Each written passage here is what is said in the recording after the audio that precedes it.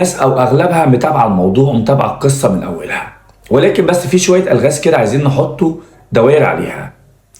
ليه شهد راحت لفاطمه صحتها من النوم وقالت لها تعالي معايا، انت اللي منامك لحد دلوقتي الساعه 8 الصبح؟ وده طبعا كلام والده فاطمه نفسها.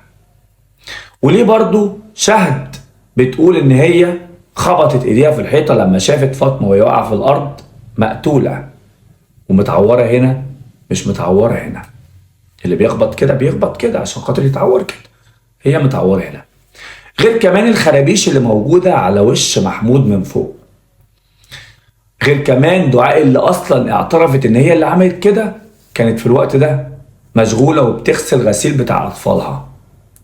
وليه برضو الاسئله بتدور دلوقتي من دعاء ان هي عايزه تطمن على اهلها وعلى ابنائها الصغيرين؟ وليه اصلا دعاء تطلع تعمل كده مع فاطمه وفاطمه